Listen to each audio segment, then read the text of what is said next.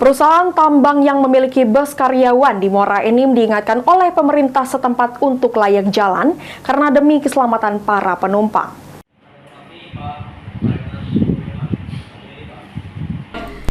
Setelah disepakati 3 titik lokasi antar jemput karyawan perusahaan tambang, Dinas Perhubungan Kabupaten Muara Enim meminta kepada perusahaan tambang harus melapor jumlah bus karyawan agar bisa dilakukan pemeriksaan berkala untuk dinyatakan layak jalan.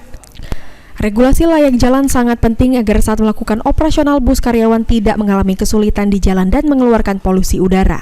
Kepala Dinas Perhubungan Muara Enim Junaidi mengatakan, pihaknya telah memeriksa 18 perusahaan tambang yang memiliki bus karyawan dan beroperasi di kawasan Muara Enim. Bus karyawan ini lebih kurang yang terdata sama kami 180 lebih ya, yang aktif. Lalu beberapa bulan yang lalu kami ada memeriksa satu perusahaan PT CUP ya. Kita nilai dengan tim teknis menguji kendaraan layak jalan. Jadi mobil itu kita anggap tidak layak jalan. Kemarin sudah kita peringatkan ke PT BAK seponnya agar kendaraan ini jangan dioperasikan sebelum diperbaiki.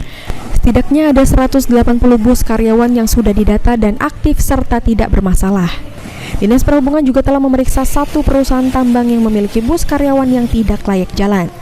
Agar seluruh perusahaan tambang wajib melakukan peremajaan terhadap kendaraan operasional mereka agar tidak mengganggu lalu lintas dan menambah polusi udara akibat sisa pembakaran kendaraan.